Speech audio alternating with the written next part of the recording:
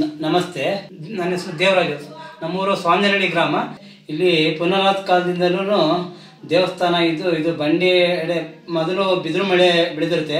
ಆ ಬಿದಿರು ಮಳೆ ಒಳಗೆ ರಂಗನಾಥ ಸ್ವಾಮಿ ಇರ್ತಾರೆ. ಆ ಬಿದಿರು ಮಳೆ ಒಳಗೆ ಬಂದು ಒಂದು ಹಸು ಹಾಲು ಕೊಡುತ್ತೆ. ಆ ಹಸು ಹಾಲು ಕೊಡ್ಬೇಕಾದ್ರೆ 7 ಜನ ಮ್ಯಾದ್ರು ಬಂದು ಆ ಹಸುನ ನೋಡ್ತಾರೆ. ಅವ್ರ ಮನೆಯಲ್ಲಿ ಹಾಲು ಕೊಡಲ್ಲ. ತಿರ್ಗಾ ಮತ್ತೆ ಅವರು ಮನೆ ಕುಟುಂಬದವರೆಲ್ಲ ಬಂದು ಆ ಹಸುನ ನೋಡ್ತಾರೆ. ಈ ಹಸು ಹಾಲು ಕೊಡಲ್ವಲ್ಲ ಅಂತೇಳಿ ಹಸುನ ಹಿಂಬಾಲಿಸ್ತಕ ಬಂದು ಹಸು ಇಲ್ಲಿ ಹಾಲು ಕೊಡ್ತಾ ಇರುತ್ತೆ. ಹಾಲು ಕೊಟ್ಟಂತಹ ಅದನ್ನು ಒಂದು ಹಾಡು ನೋಡ್ಕೊಂಡು ಮನೆಗೆ ಹೇಳ್ತಾರೆ. ಮನೆ ನೋಡ್ಕೊಂಡು ಅವರು ಬಂದು 7 ಜನ ಅಂದರೆ ಮ್ಯಾದ್ರ ಕುಟುಂಬ ಆಗಿರ್ತದೆ. ಅವ್ರು ಬಂದು ಇಲ್ಲಿ ನೋಡ್ತಾರೆ. ಹಸು ಹಾಲು ಕೊಡೋದು ನೋಡಿ ಮನೆಯಲ್ಲಿ ಅವ್ರಿಗೆ ಇದು ಮಾಡ್ತಾರೆ. ಅವಾಗ 7 ಜನಕ್ಕೂ ತೊಂದರೆ ಆಗುತ್ತೆ. ತೊಂದರೆ ಆದಾಗ ಅವ್ರೇನು ಮಾಡ್ತಾರೆ, ಬಿದಿರು ಮಳೆ ಕಡ್ದು ಏನಿದೆ ಅಂತ ಹೇಳಿ ನೋಡ್ತಾರೆ. ಅವಾಗ ಬಿದಿರು ಮಳೆಗೆ ಪೆಟ್ಟು ಬಿದ್ದಾಗ ಇಲ್ಲಿ ಸ್ವಾಮಿಗೆ ಪೆಟ್ಟು ಬಿದ್ದಿರುತ್ತೆ, ಸೀಲ್ ಬಿಟ್ಟಿರುತ್ತೆ ಸ್ವಾಮಿಗೆ.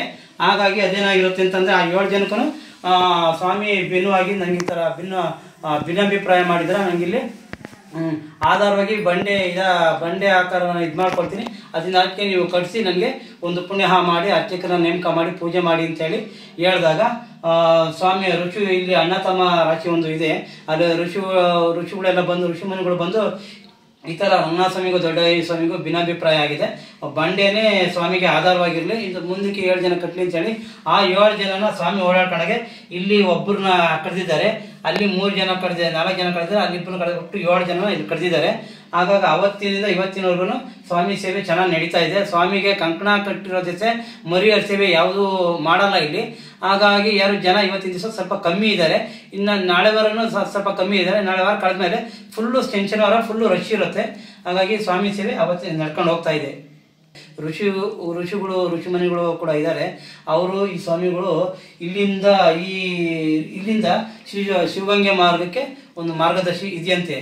ಅದು ಆ ಕಡೆ ಕೊಂಡು ಹಿಡ್ಕೊಂಡು ಹೋಗ್ತಾರೆ. ಈಶ್ವರ ಮತ್ತು ರಂಗನಾಥ ಸ್ವಾಮಿ, ದೊಡ್ಡ ಸ್ವಾಮಿ, ಋಷಿಗಳೆಲ್ಲ ಶಿವಗಂಗೆ ಮಾರ್ಗಕ್ಕೆ ಪ್ರತಿ ಅಮಾವಾಸ್ಯೆ ಪೌರ್ಣಮಿಗೆ ಹೋಗ್ತಾ ಇರ್ತಾರಂತೆ. ಮತ್ತು ಹಿಂದೆ ಒಬ್ಬರು ನಮ್ಮೂರಲ್ಲಿ ಸೋಮೈತಾತ ಅಂತ ಒಬ್ರು ಇದ್ರು.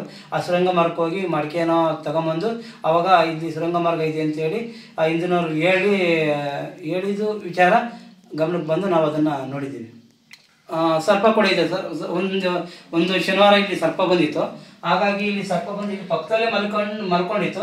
ಆವತ್ತಿನ ದಿವಸ ಫುಲ್ ಎಲ್ಲ ರಂಗನಾಥ ಸ್ವಾಮಿ ಅಭಿಷೇಕ ಮಾಡಿ ಪೂಜೆ ಎಲ್ಲ ಮಾಡಿದ್ವಿ. ಆ ಸರ್ಪ ನಮ್ಗೇನು ತೊಂದರೆ ಕೊಟ್ಟಿಲ್ಲ. ಸರ್ಪ ಇದೆ, ಯಾವಾಗಾದರೂ ಸಮಯ ಬಂದಾಗ ಅದು ಕಾಣಿಸ್ಕೊಂತ ಇರುತ್ತೆ. ಅಂದರೆ ಏನು ತೊಂದರೆ ಕೊಡಲ್ಲ, ಬಂದು ಪಕ್ಕದಲ್ಲೂ ಮಲ್ಕೊಳ್ತೀವಿ.